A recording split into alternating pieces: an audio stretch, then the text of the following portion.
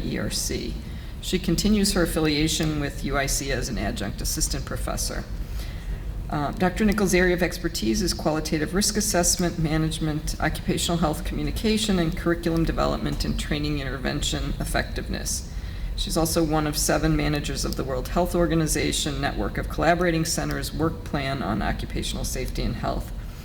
Her dissertation is titled The Education of Alice Hamilton, a Curriculum for Taking Up the Cause of the Working Class. And she's going to talk about that today.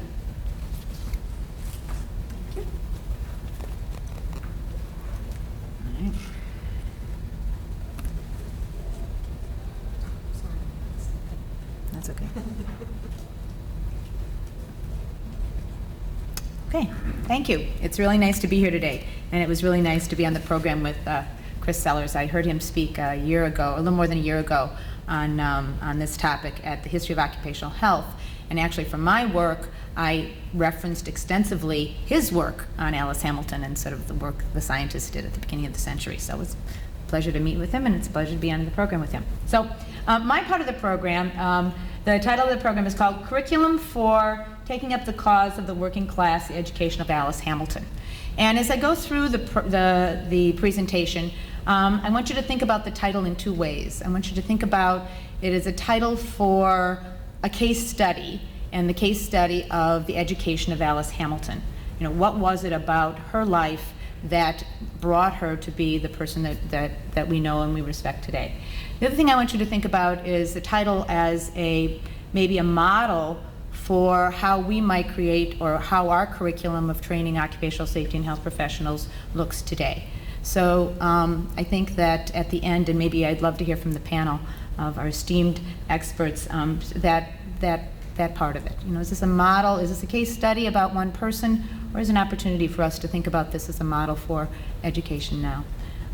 The second is, I'd like you to think about a couple of things, and as I go through the talk. So this talk is going to look at who Alice Hamilton was a little bit.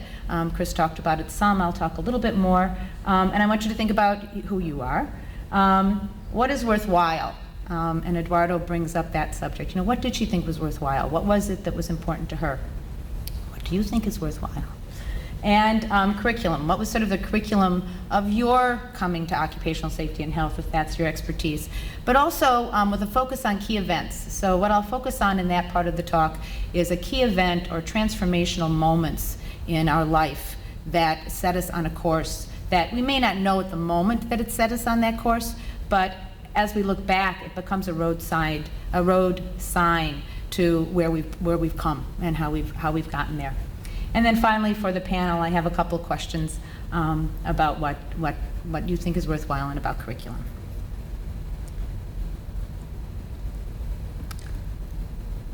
This is Prezi. Have people used Prezi before? Okay, my first use, so we'll see how it goes. Alice Hamilton was born in 1869. I think Chris said that, but I'm not sure if you heard that. 1869 was the same year that John Dewey was born. And in education, John Dewey is an important figure. And she died in 1970. She lived to be 101 years old.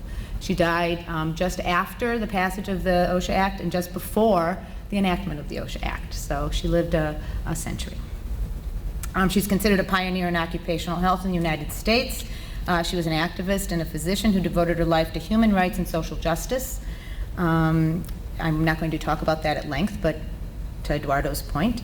And in large part to helping reduce poisonous workplace exposures and improving the health of workers. Her relentless pursuit of documenting workplace exposures in the earliest 20th century is a foundation for occupational health disciplines today, including industrial hygiene and occupational medicine and toxicology. She distinguished herself through a career of documenting what she believed was worthwhile. We'll talk about that in a little bit. And using this knowledge to improve the lives of workers. While Hamilton was an activist for human rights and social justice, her success in bringing attention and control to workplace hazards as a researcher and an advocate during the nascent years of occupational health in the U.S. is broadly acknowledged. Her contributions in identifying dangerous workplaces and then making recommendations to control unhealthy exposures to workers in the earliest 20th century is renowned. And I think that was a major part of Chris's talk, that it wasn't just identifying the exposures, but it was actually making the recommendations as to how to eliminate the exposures. It was controlling those hazards. workplaces with high levels of lead, silica, asbestos, and other contaminants. Alice Hamilton is a legend, I think, to toxicologists, to chemists, as well as occupational health professionals. And for those of us who experience the emergence of the Occupational Safety and Health Administration, NIOSH, and the EPA. In the early 70s, these agencies were emerging from human rights and social justice movements of the 1960s, and I think offered a structure to focus us 20-somethings, and there are a number of people that were 20-somethings in the 1970s in this room, looking to carry on that social change. She is honored by, I think this is important too, that she's honored by groups as disparate as the American Chemical Society. And when you go down to Hull House to the reception and to see the museum, you'll see in the courtyard that's a plaque that was given to Hull House from the American Chemical Society in honor of Alice Hamilton and her work in chemistry and toxicology. On the other hand, she's also honored by the American Public Health Association's Occupational Health section. Number of people in the audience are active in that section, and I think these two groups, you would agree, share some very different philosophical, political, and practical traditions. But both groups sort of honor her and honor her work. Hamilton devoted her life to exploring, investigating, documenting, and working to prevent exposures to dangers in the workplace. Who was Alice Hamilton? So I think if you ask a toxicologist, they might say she was the pioneer in toxicology. If you ask an occupational medicine physician, they would claim her as an occupational medicine physician. An epidemiologist, maybe. Certainly in the field of industrial hygiene will say that she is the mother of industrial hygiene. Internationally, if you go internationally, people recognize her as her important work to the field of industrial hygiene. I would also say she was an action researcher. So being a researcher and of qualitative interest myself, I think what she did in those workplaces was action research. She would go into a workplace, she would investigate a problem, she would recommend changes based on the information that she had gathered at that moment or soon after, but to make changes at that moment. Her research was about making change. She was also a sister, a scientist, a researcher, and an activist. The picture on the left, Alice Hamilton was probably about 17 years old, and the picture on the right is a statue of Alice Hamilton in Fort Wayne, Indiana, where she and her sisters spent most of their childhood. Okay, this is the John.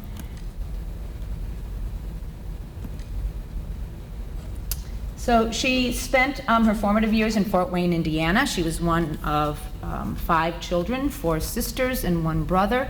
I think she was the second or the third. Her youngest sister was Nora, who was the artist for both Exploring the Dangerous Trades, her autobiography, but also the artist for Jane Addams' 20 Years at Hull House. So if you're familiar with that book, all of the drawings in that book were done by Nora Hamilton, the youngest sister.